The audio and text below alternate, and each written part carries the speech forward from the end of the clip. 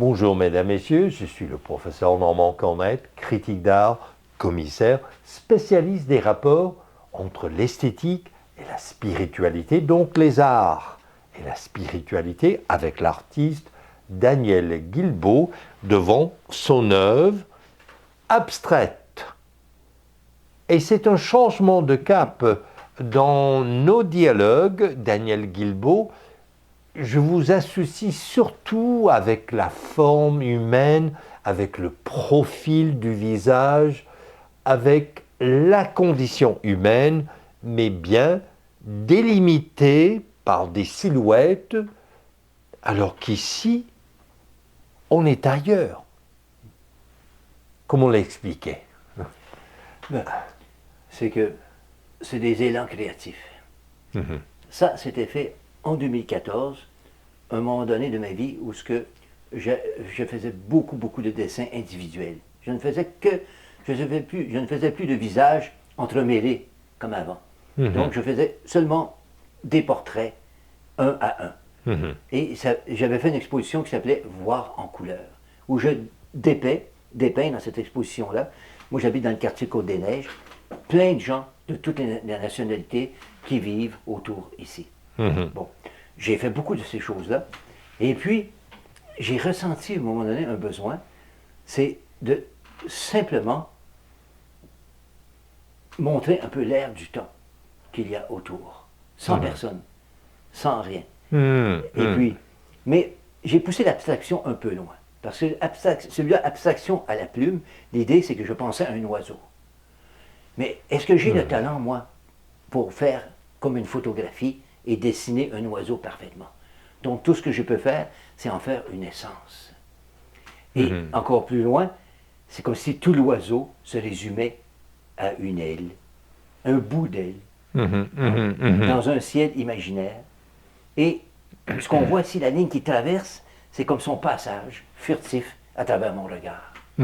Quelque chose de très simple.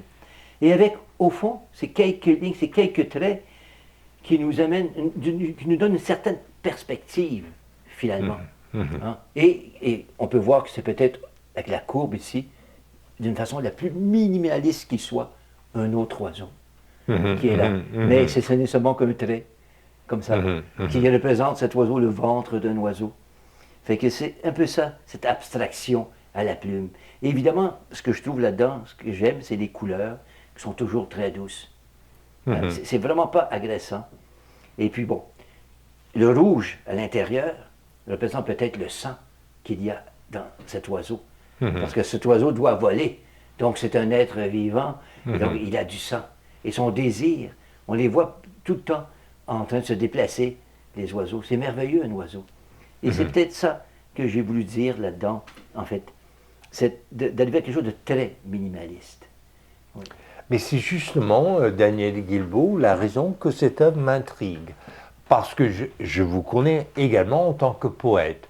Or, je me dis, dans cette œuvre-là, il y a une économie de moyens. Qu'est-ce que j'entends par cela? Dire le maximum avec le minimum. Ce qui est la définition même, à mon sens, de la poésie. Oui. Alors, je me suis dit, c'est une œuvre tellement dénudée qui va à l'essence même. Et quand vous parliez de l'élan, il m'est impossible, en tant qu'académique, de ne pas penser à Henri Bergson et l'élan vital. Et j'avais cette impression, mais là, l'artiste démuni qui va à l'essence, à l'élan. Oui, c'est bien dit, exactement. Et surtout pour ça, il faut savoir s'arrêter. Hein? Savoir simplement, une fois que par petites touches, et laisser la chance surtout. Parce qu'une œuvre n'est rien sans que si personne ne la regarde. C'est par les yeux qu'elle prend vie, par les regards des autres qu'elle prend vie. Donc il faut laisser de l'espace. Et laisser de l'espace aux autres pour qu'ils puissent tout à coup en profiter et en faire eux aussi leur propre interprétation. Hein? Et que cette interprétation leur donne eux aussi cet élan poétique qu'ils la ressentent avant tout. Hein? Parce que si sinon on en met trop, ça devient tout à coup bon. On ne donne plus aucune possibilité aux gens de s'exprimer. Et les gens, c'est paradoxal, ils s'expriment en regardant une œuvre. Ils ne sont pas seulement spectateurs. Ils s'expriment. Tout à fait. Voilà. C'est le propos même de mon approche dialogique aux arts. Alors, mesdames, messieurs, je vous invite à découvrir l'art de Daniel Guilbeault chez Éclat, Art contemporain à Montréal.